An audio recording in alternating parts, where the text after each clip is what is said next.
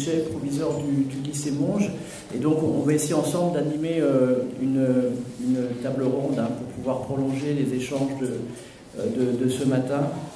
Et puis voilà, identifier ce qui était le cas au travers des différentes interventions, que la voie technologique constitue une opportunité pour le système éducatif, pour l'économie, et comment peut-on faire en sorte que ce soit un parcours choisi pour nos élèves. Donc on va essayer modestement, à partir des analyses, expériences de terrain, de répondre à ces questions-là.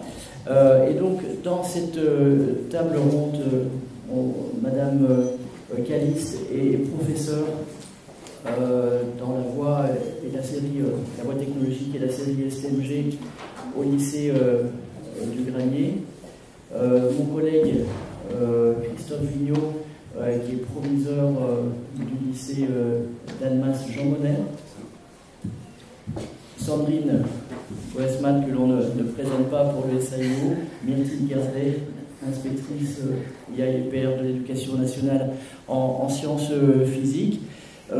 Monsieur Laurençon, lui, est professeur dans la série technologique, mais cette fois-ci STI 2D, au lycée Louis Armand, à Chambéry-le-Haut.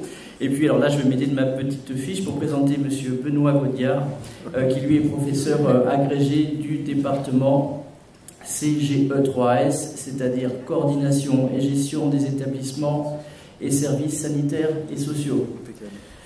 Voilà. DUT d'Annecy.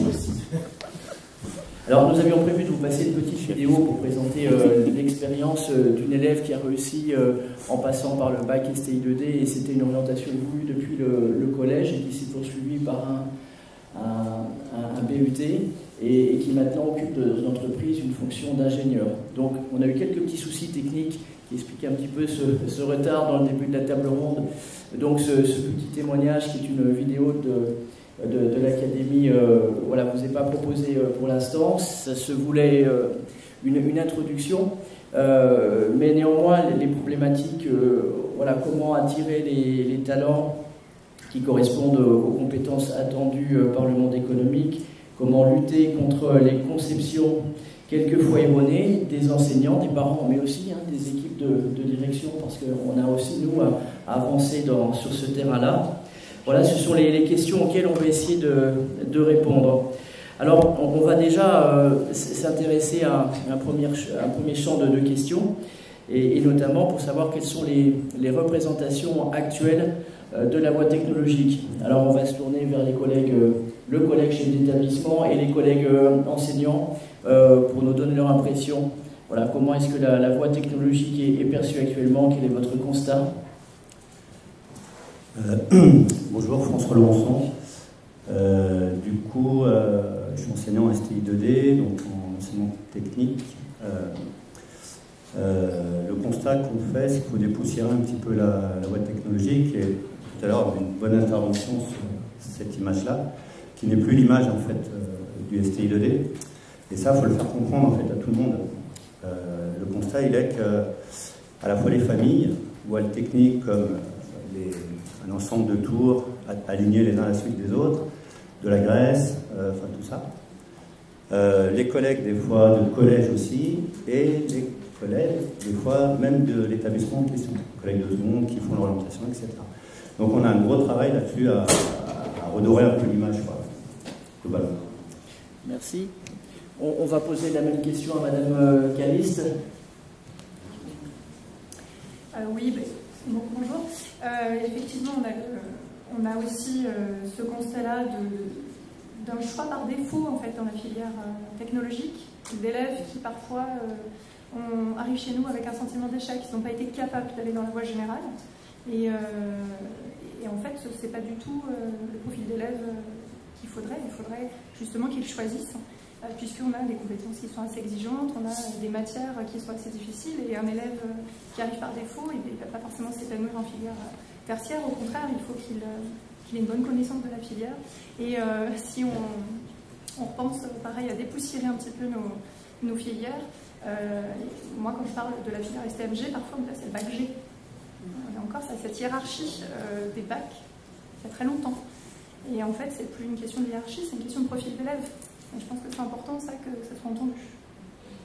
Alors, on va se tourner maintenant vers le chef d'établissement, M. Vigneault. Voilà, comment est-ce que le chef d'établissement, qui lui va prendre avec les équipes pédagogiques en conseil de classe ou seul lorsque les situations sont plus compliquées, les décisions d'orientation, voilà, comment peut-on, quelle est l'image actuelle de la voie technologique et comment peut-on agir lorsqu'on est chef d'établissement? Alors déjà, je confirme ce qui vient d'être dit par les collègues enseignants, c'est-à-dire que la filière STI 2D, c'est une filière qui est perçue comme étant une filière dans laquelle on a des fraiseuses, des bleus de travail, avec une hiérarchie de filières. Donc on retrouve relativement ça comme représentation ordinaire, on va dire. Là où on a un discours à porter, c'est sur le fait que la voie technologique, c'est une voie qui est appliquée. C'est-à-dire qu'il y a des contenus, il y a des exigences, il y a de l'excellence, mais ces contenus sont travaillés dans une logique d'application. Si je prends l'exemple d'un projet qui peut être mené en STI 2D, les élèves travaillent sur la conception d'une voiture autonome. Donc ça veut dire que les mathématiques et la physique-chimie, qui sont les matières du tronc commun, interviennent dans cette logique d'application de contenu. Pour moi, c'est un élément assez significatif sur lequel on peut agir à destination des familles. Merci Madame Boasmat. On voit que la connaissance des métiers n'est pas forcément quelque chose d'acquis. Comment peut-on renforcer au collège ou en seconde cette connaissance pour pouvoir développer une image plus proche de la réalité?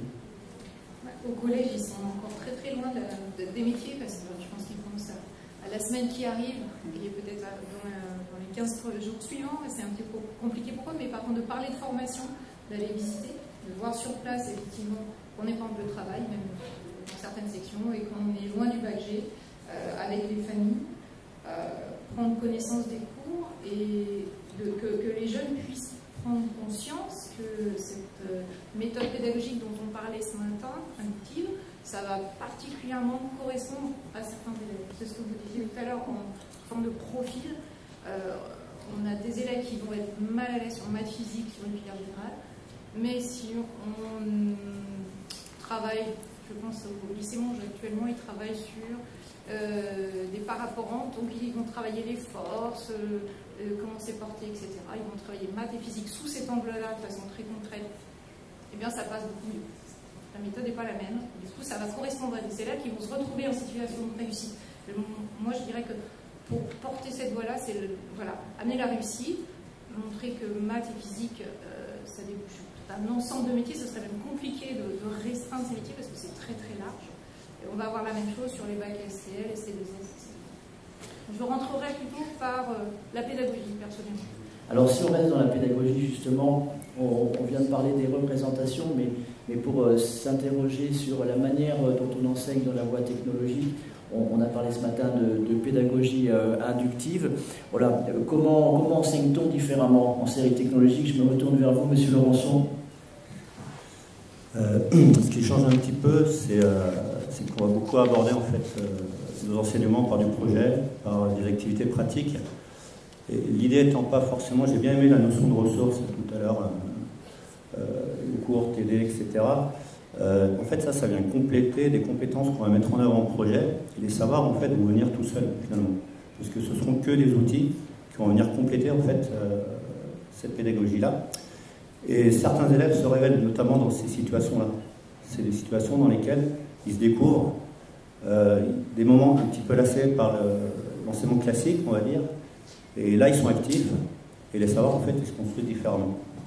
Et on a des élèves qui étaient un peu moyens en enseignement général, en seconde, et qui se révèlent très fortement en STI 2D. Merci, on va poursuivre un petit peu, parler peut-être pédagogie de projet. Quelle approche, comment appréhende-t-on la complexité finalement du terrain sur la voie technologique?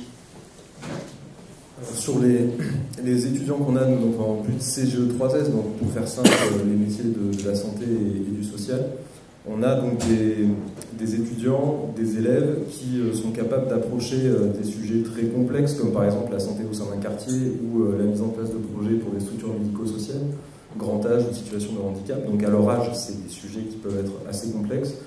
Et ce qu'on trouve très intéressant dans les élèves qui viennent de la voie technologique, c'est qu'ils ont cette approche de l'analyse de la complexité, certainement parce que dans les approches d'enseignement inductif qu'ils ont eues, ils ont en effet pu analyser, découper des problèmes complexes et réfléchir en effet avec des ressources et un certain nombre d'outils sur comment régler ces problèmes. Donc quand on est en promotion, en tout cas nous dans notre promotion d'étudiants, c'est vrai que le mix entre des bacs généraux, des bacs techno, et on a également aussi quelques bacs professionnels, est intéressant parce qu'il y a une synergie en fait entre les étudiants. Les bacs techno sont plus amenés en fait à approcher cette complexité et à proposer des outils pour analyser des situations complexes. Voilà. Donc ça, c'est vrai que c'est quelque chose d'intéressant à mener avec eux, et souvent ils sont de force proposition dans les projets qu'on peut mener avec nos partenaires médico-sociaux ou sanitaires.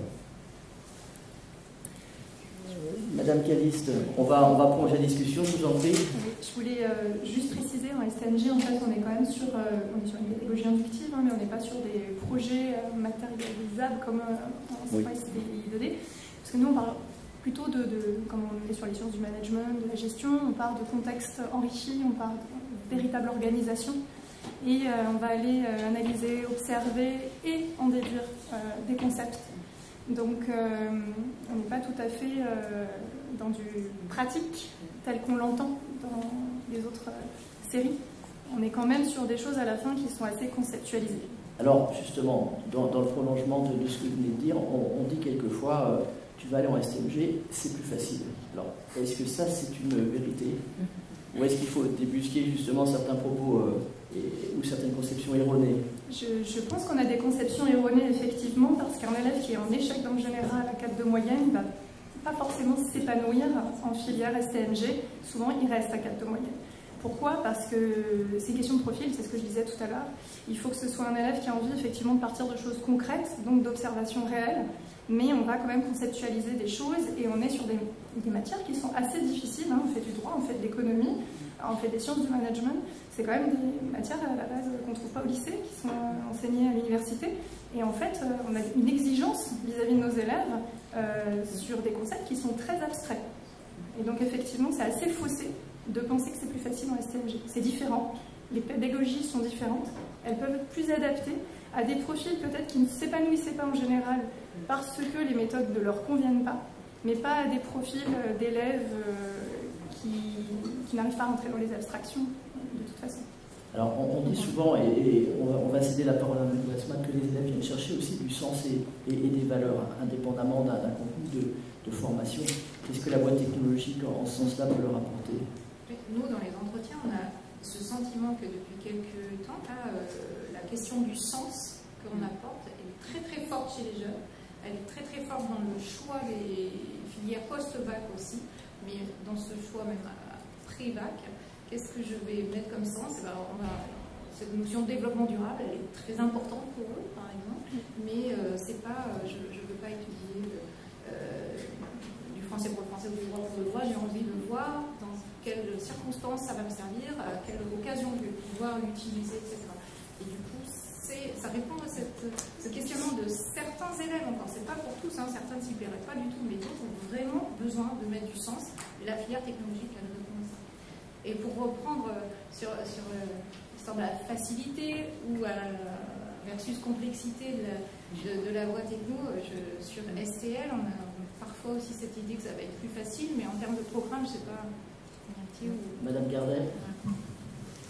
Oui, non, et pour reprendre aussi sur les conceptions et les représentations de la voie technologique, là on a entendu, je pense qu'il y a des conceptions qui sont à réinterroger de la part des élèves et des familles, mais je pense qu'il y a des conceptions aussi à réinterroger à l'interne, c'est-à-dire de la part, entre autres, par exemple, des enseignants qui n'enseignent qu'en voie générale et qui ont peut-être aussi une méconnaissance de la voie technologique. Et là, je crois qu'il y a vraiment des éléments pour lesquels nous, l'institution, on va devoir faire bouger les lignes aussi de ce côté-là. Ça, c'est l'une des premières choses.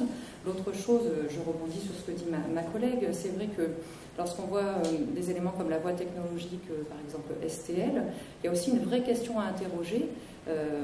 Lorsque l'on propose ou qu'on interroge ou qu'on discute avec des élèves de profils différents et variés, eh bien, est-ce que finalement un choix d'une voie générale avec un enseignement de spécialité de physique-chimie, je vais parler pour moi puisque c'est ma discipline, au regard d'une voie technologique, par exemple en STL ou en STI2D, je crois que c'est vraiment des éléments qu'il faut interroger. Il faut se poser des questions sur qu'est-ce qu'il serait le plus judicieux en fait, de proposer à ces élèves-là. Et ça, je pense que ça nécessite aussi une évolution des représentations de la voie technologique aussi auprès des enseignants, et en particulier des enseignants de la voie générale ou des enseignants, alors je ne vais pas dire de voie générale, mais qui sont peut-être depuis de nombreuses années, par exemple, enseignants au collège, et qui ont eux aussi peut-être une méconnaissance de l'évolution de ce qui se passe dans les établissements de type lycée. Merci. Lorsqu'on avait discuté, Monsieur Laurençon, vous nous aviez dit quelque chose d'intéressant. C'est le fait que vous disposez dans les matières technologiques d'un volume horaire qui est important et que ce volume horaire vous laisse du temps pour travailler. Et sans doute que ça, c'est important aussi dans la réussite ou la remise en réussite de l'élève. Oui, effectivement, c'est souvent ce genre de présentation que je fais. D'ailleurs, quand je présente la filière STI2D aux familles, aux élèves de seconde, éventuellement aux élèves de troisième. On compare, en fait, on a 12 heures d'enseignement technologique par semaine, à contrario d'une filière générale où c'est 3 spécialités avec 4 heures chacune en première et 6 heures en terminale. Donc, de fait, les élèves ils rentrent dans un cursus à 12 heures par semaine, en fait, en première, en terminale, avec une petite spécialisation qui se fait tout au long de l'enseignement technique, en fait, puisqu'on part assez généraliste pour commencer à prendre une petite spécialité en terminale. Et donc là, on a le temps de leur faire découvrir, en fait, tout le domaine technique, en fait, toute la chose technique. Et les élèves ont le temps de mûrir, en fait, aussi des choses, et de mûrir notamment un parcours pour le supérieur. C'est-à-dire commencer à se faire des idées. Ok, je suis dans le technique. Maintenant, dans quelle partie du technique? C'est très très vaste en fait, l'enseignement technique. Autant aller du bâtiment à l'électronique, à l'informatique, la mécanique.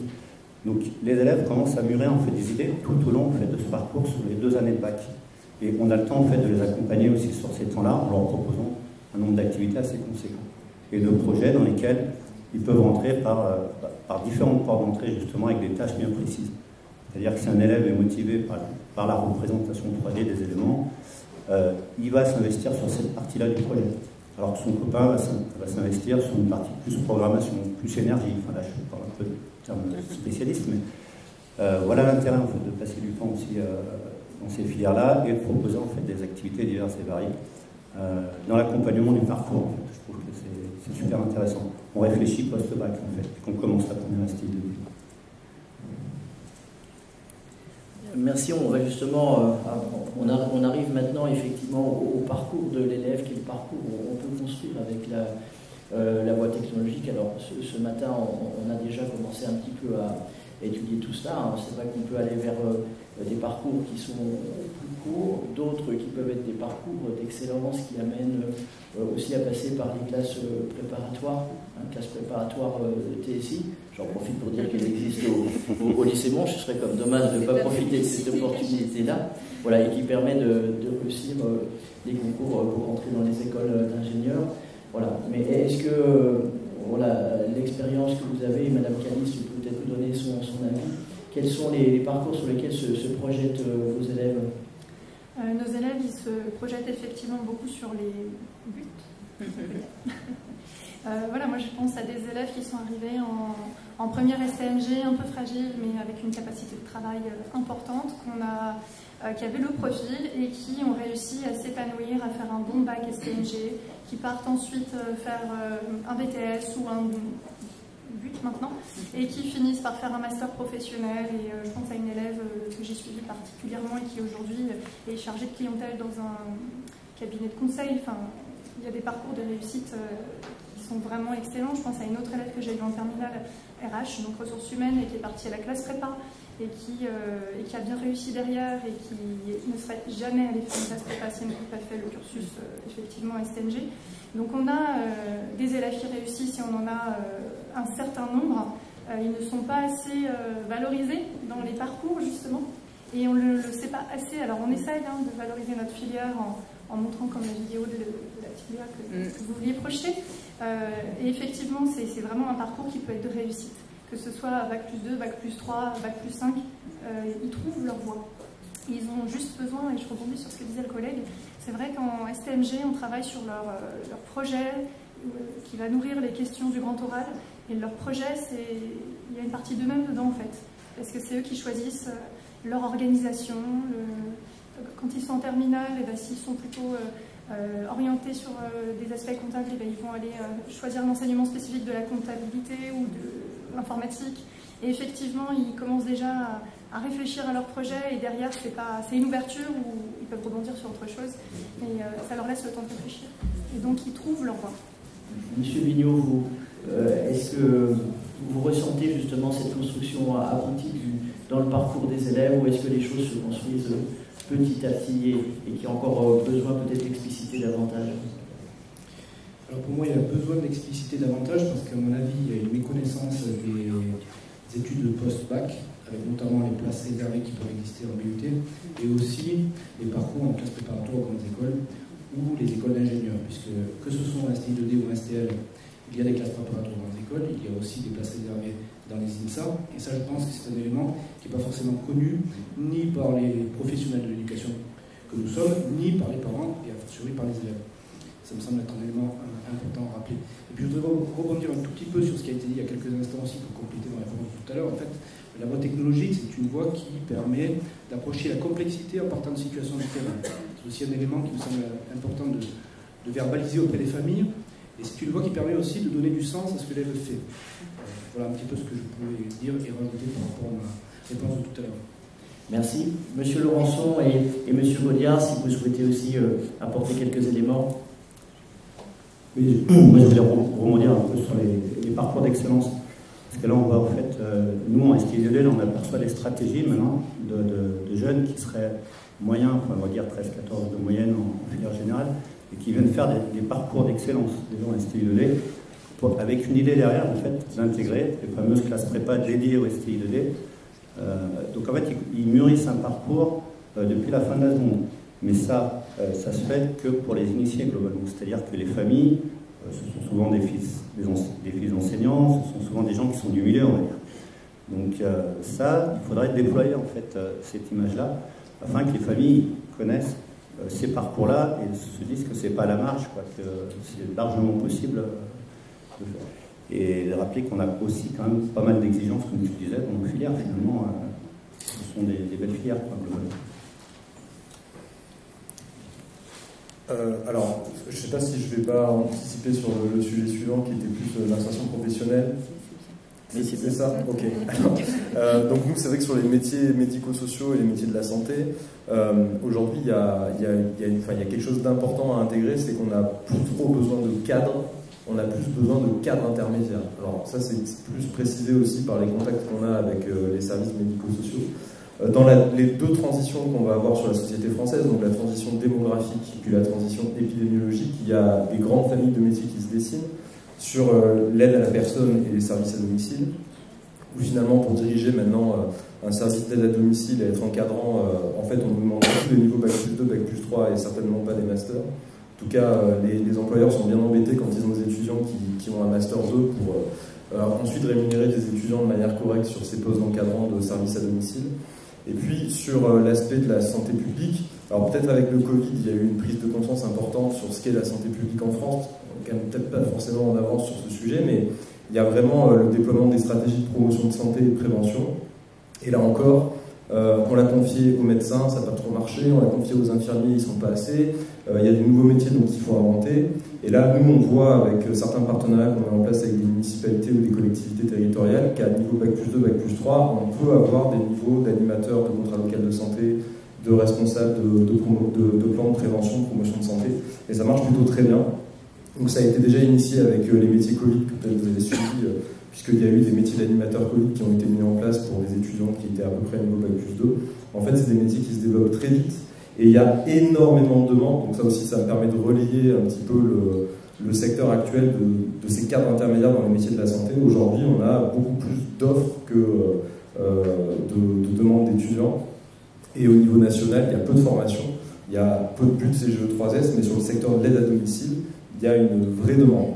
Donc c'est vrai que les parcours d'excellence, c'est très bien. On espère que certains de nos étudiants pourront avoir accès au concours de la fonction publique hospitalière. C'est un peu l'objectif aussi du BUT, c'est qu'on puisse en préparer certains sur les postes d'attachés de la fonction publique hospitalière. Mais on espère qu'il y en aura aussi qui vont s'intégrer directement, s'insérer sur des métiers de cadre intermédiaire, parce que là, il y a une vraie demande, et ça peut concerner des très très bons profils d'étudiants. Pour vous donner la petite illustration, l'année dernière, on avait 3 étudiants vraiment excellents. On était très déçus qu'ils ne veuillent pas continuer leurs études, mais ils voulaient absolument travailler. Donc ils travaillent dans des services mandataires d'aide à la personne sur Annecy. Et voilà, vraiment, excusez-moi l'expression, mais ils s'éclatent. Et ils nous disent que voilà, ils continueront peut-être leurs études plus tard, mais en tout cas, leur vœu, c'était vraiment de s'insérer professionnellement à Bac+2, Bac+3. Merci Madame Caliste. Souhaiter aborder un petit peu justement l'approche métier. Hein. Voilà, quels sont les métiers qu'il faudrait faire connaître à nos élèves? C'est ça. En fait, je pense qu'on parle beaucoup de choix de filière, mais le choix de filière, elle va orienter sur les études supérieures qui aboutissent à des métiers. Et en fait, je pense que dans les filières, surtout en STMG, on ne connaît pas forcément les métiers auxquels nos élèves vont aboutir. Et en fait, je pense que ça peut être une bonne lisibilité de voir que quand on fait un bac STMG avec l'enseignement spécifique SIG, donc informatique, derrière, on peut aller faire les buts et travailler dans la cybersécurité et c'est porteur d'emploi. C'est exactement la même chose avec l'enseignement comptable. On peut après postuler à des diplômes de comptabilité et aller très loin dans la comptabilité. Et ça, c'est pas connu par nos élèves. Il n'y a pas que des commerciaux et des assistantes qui font un bac STMG. Donc il y a plein de métiers et je pense qu'une approche qui permettrait d'avoir de la lisibilité, c'est peut-être de partir des métiers. Parce que les jeunes, en fait, ils se disent bah, j'ai envie d'être comptable, je vais faire maths. Voilà. Alors, une double question pour Madame Goesman. La première, c'est par rapport au profil aux poursuites d'études des élèves qui sortent de voies technologiques. Est-ce qu'on a quelques indicateurs statistiques sur l'académie entre les élèves qui vont aller en BTS, classe préparatoire, IUT? Le panorama a changé depuis cette dernière, avec la réforme, hein, le taux de récent, comme on en parlait ce matin. Donc on va être sur peu ou prou sur les 50% petit à petit quand le billet est là. Voilà. Donc ça, on voit bien que maintenant les bacs technologiques sont dans l'idée du but. Tandis que les bacs pro vont être pour ceux qui souhaitent poursuivre dans l'idée du BTS. Alors, on a dans le passé souvent dit que l'insertion professionnelle n'était pas une chose évidente pour les élèves sortant de bac technologique. Mais naturellement, c'était sans prendre en compte toutes les évolutions de poursuite d'études que l'on vient d'envisager. Et on le voit chaque jour, on parlait des difficultés de recrutement des entreprises. On est sur des métiers qui sont en tension et sur des besoins de recrutement qui intéressent finalement toutes les séries de la voie technologique. Complètement. Il suffit d'interroger Pôle emploi, je crois qu'on est en tension sur toutes ces formations-là. Et on est sur des formations post-bac techno avec des stages, beaucoup d'immersion, des SAE et des situations liées à de l'emploi, du projet, donc qui sont adaptables très rapidement. Donc ça correspond complètement au développement. Les entreprises, par exemple, qui fabriquent des semi-conducteurs, en ce moment, voilà, on est sur les productions de tension. Alors, on sort de Savoie, par exemple, si on est sur la vallée du Brisé-Golan avec STO, Soitec, sur la nanotechnologie, ils sont plus qu'en recherche personnelle. Pareil à Genève, d'accord. De manière générale, sur la Haute-Savoie, aussi. Et la Haute-Savoie également. Et la proximité de la Suisse.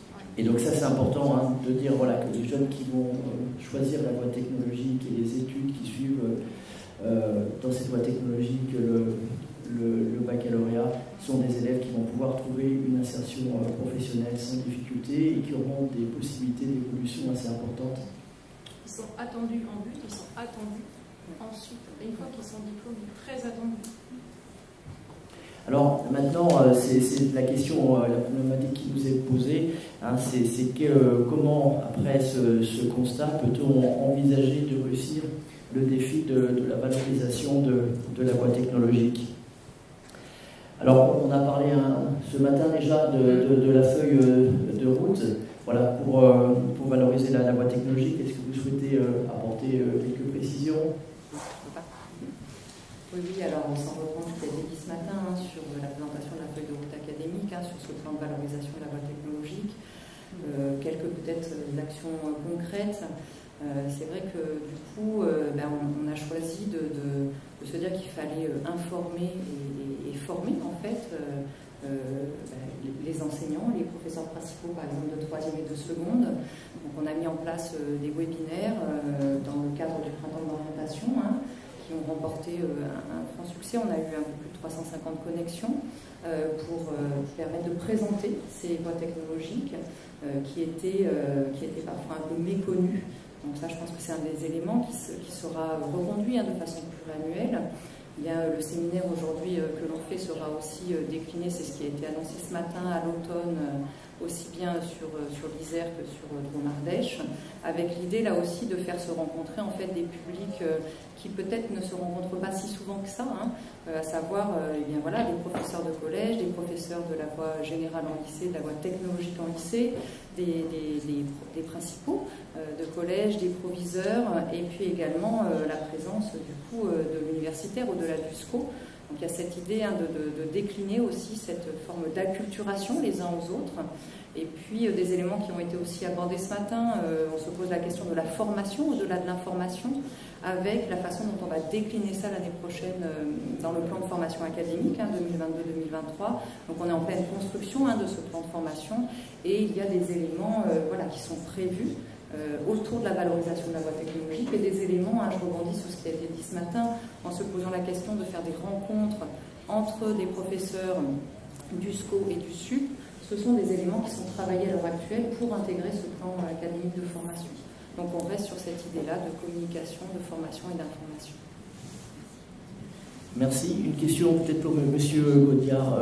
Comment, dans le supérieur, accompagner les élèves qui viennent de la voie technologique? Alors sur les étudiants qui viennent de la voie techno, en tout cas nous dans notre BUT, on a un système d'enseignement qui est un petit peu plus, on pourrait dire, adapté que dans une université dite classique. C'est vrai qu'il y a beaucoup de travaux par projet, le BUT a renforcé l'approche par projet, beaucoup de connexions aussi avec le monde de l'entreprise, donc ce qui fait qu'on a un petit peu mis en place ce système d'alternance intégrative où les étudiants sortent sur des projets, reviennent, ensuite découvrent un terrain de stage et retournent dans cette entreprise pour faire un stage. Donc c'est vrai qu'il y a un lien avec le monde de l'entreprise qui est assez intéressant. Et pourtant, nous, ça reste assez compliqué puisqu'on a des étudiants qui font des stages dans des EHPAD. Donc vous imaginez en ce moment que faire entrer des étudiants de formation dans des EHPAD privés concernés des fois par des polémiques un peu actuelles, ça peut être compliqué. Mais en fait, non, parce qu'il y a énormément de demandes.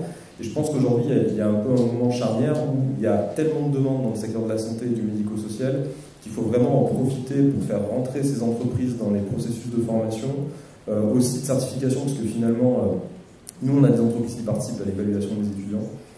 Et ça, je pense qu'aussi, ça valorise la posture de l'étudiant dans son lieu de travail, de stage, et pas forcément à l'université. Donc ça, c'est aussi une forme de valorisation des compétences des étudiants de la voie technologique qui ont plus cette approche de la complexité, donc ils peuvent vraiment aussi montrer qu'ils ont une posture professionnelle spécifique.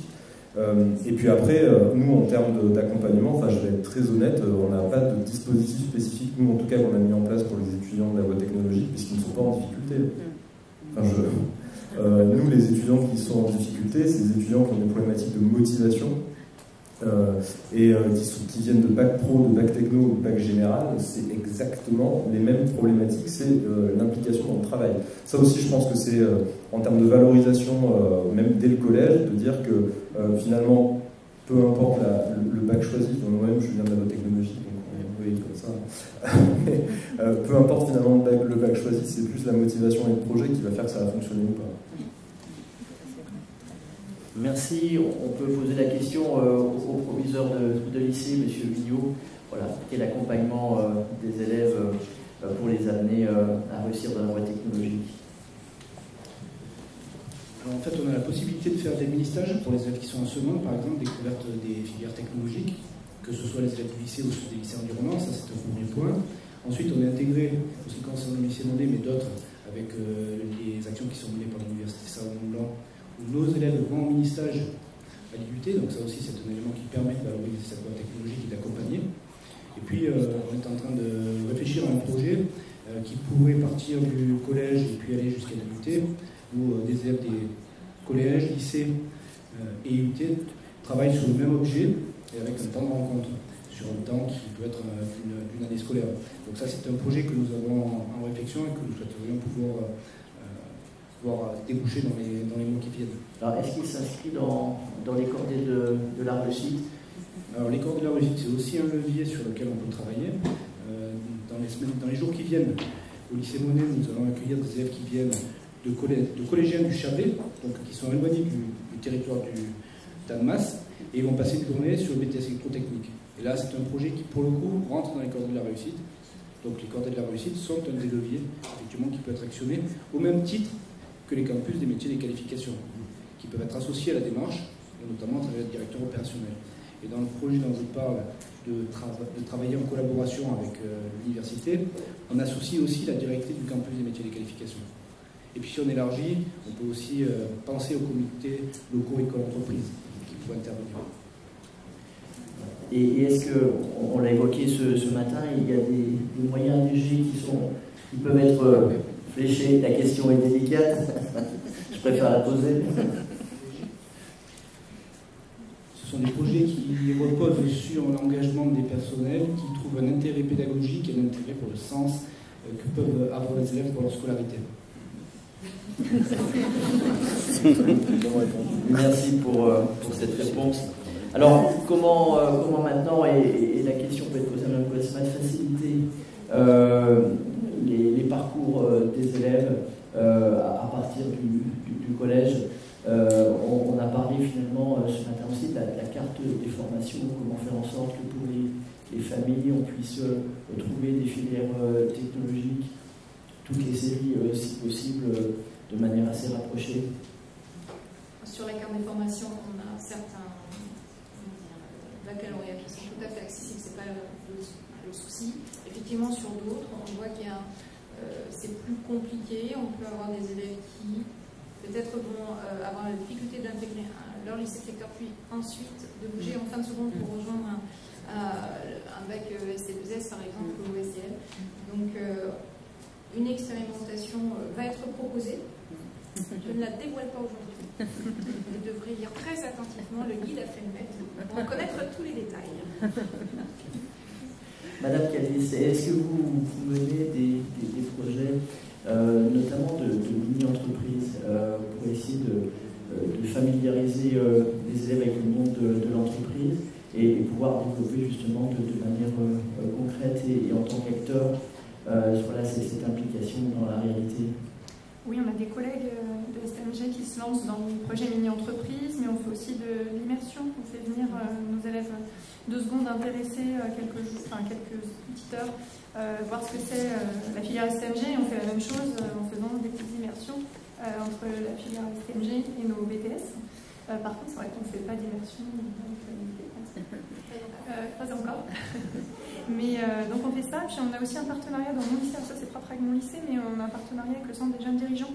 On fait des événements. Alors là avec le Covid ça s'est un petit peu essoufflé, mais effectivement on fait des tables rondes où il y a des chefs d'entreprise qui viennent, qui discutent avec nos jeunes, on fait des soirées discussions sur des thématiques qui intéressent autant les chefs d'entreprise et on fait rentrer un peu l'entreprise dans l'école et on a un partenariat avec eux dans mon lycée.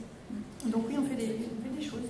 Alors on arrive tout doucement à la conclusion de cette table ronde, mais c'est une transition que nous allons faire avant la fin de ce séminaire et l'intervention qui va suivre sur la mixité dans les cycles technologiques. Alors voilà, on a déjà commencé à répondre ce matin à la question quelle est la place des filles dans les séries technologiques? Est-ce que vous souhaitez l'aborder? Est-ce que vous avez des filles dans vos classes de STI 2D? On va bien s'entendre. Qu'on fasse des échanges. Non, effectivement, on a peu de filles en STI 2D. Alors des fois, on fausse un peu l'image en disant les filles qui viennent, elles réussissent bien. En fait, c'est des choix très forts de leur part, généralement. C'est-à-dire que quand elles viennent, c'est qu'elles sont ultra motivées par ce qu'elles veulent faire. Et en termes de dépoussiérer un petit peu l'image, je crois qu'on a du boulot, qu'on a du job là-dessus. parce que ça fonctionne aussi bien. Ça a un peu plus de mixité dans nos filières, je pense, ferait du bien. Globalement, et on voit aussi tous les projets qui se profilent derrière sur l'ingénierie, les filles intégrées en fait, dans les carrières d'ingénieurs et compagnie. Bah, nous, on est un peu à la base et on souhaiterait recruter beaucoup plus de filles dans le filière.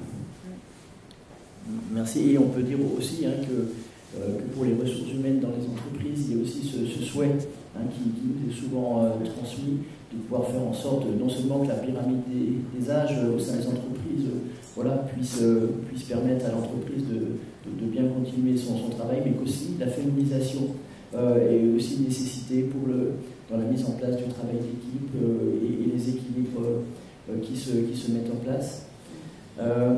Voilà, quelle piste pour pouvoir lutter contre ces fausses représentations des filles et les amener davantage.